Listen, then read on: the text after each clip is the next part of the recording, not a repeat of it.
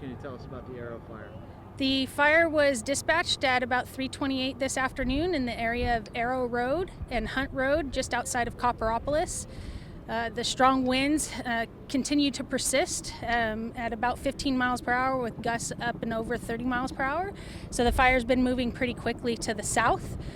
Most of the area of Copperopolis has been under evacuation order, and the public's encouraged to visit the Calaveras County Sheriff's Office website or Facebook page for current evacuation information as it changes.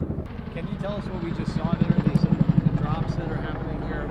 So that particular helicopter is a Chinook helicopter that's on contract through exclusive use with CalFire currently.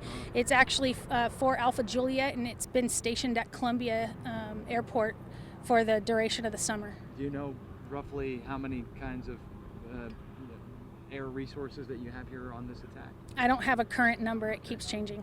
Okay, but roughly what kinds of aircraft? We do have 2 air tankers, a very heavy air tanker, Type 1, air attack, 3 helicopters, and 2 Type 1 helicopters as well.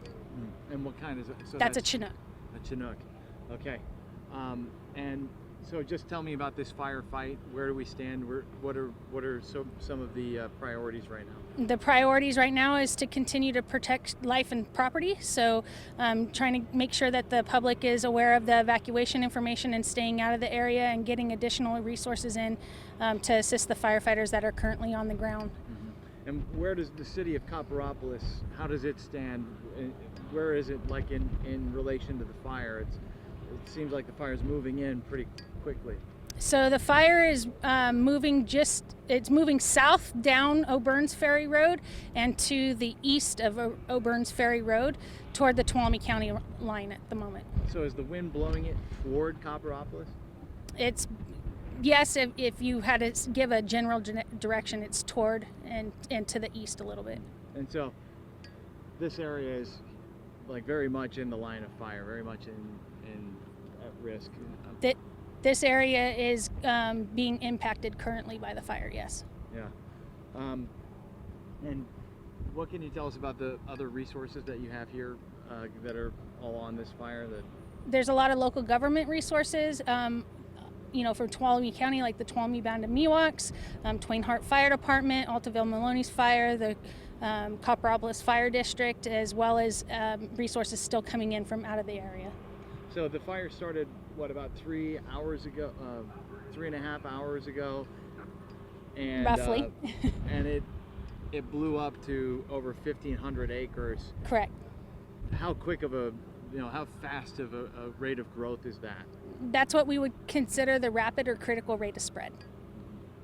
And when it comes to a fire that spreads that quickly, what kind of dangers are associated with that? Just trying to get the public out of the way so that firefighters can do their job and do it safely. Okay. Well, thanks for... That's not quite the way I want that said. What kind is that one? That's a CalFire Hawk. That's helicopter 610. It was stationed at Columbia Airport today when the fire was dispatched. And what is the purpose of those drops?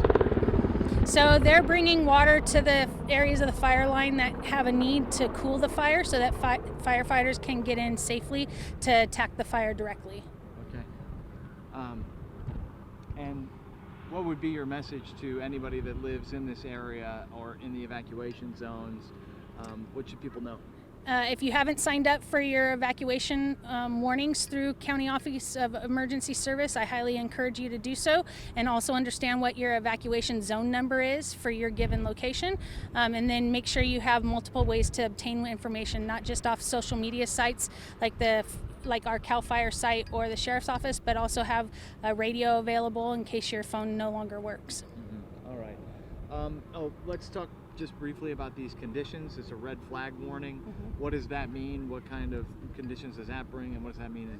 Red flag warnings tend to come into play when we have high winds, very high temperatures, and low humidities. And this particular area was at the most southern end of that red flag warning, but as you can see, we are definitely feeling the effects of the wind and the weather. Mm-hmm. And would it be safe to say this is really a wind-driven fire, or the wind is what's pushing it to expand so quickly? The wind is playing its part. There is some steeper terrain in this area, and then the vegetation here in some of the areas is very dense, and it transitioned from a mostly grass to a brush and oak woodland type fuel model. So all of those things combined are contributing to the fire spread. All right. Okay. And yeah, anything I haven't asked that I want to make sure to No, I think we covered it. I want people to understand the need for evacuation and adhere to those as much as they possibly can. Yeah, I mean, we saw the line of just a procession of cars all heading one way, so that's a good thing, I guess. But I would like to add that the evacuation centers are set up. One is at the Veterans Hall in Valley Springs and also at the Mark Twain Elementary School. And they are taking some animals depending on the size. Large animals can be taken to the Calaveras County Fairgrounds. okay, good to know.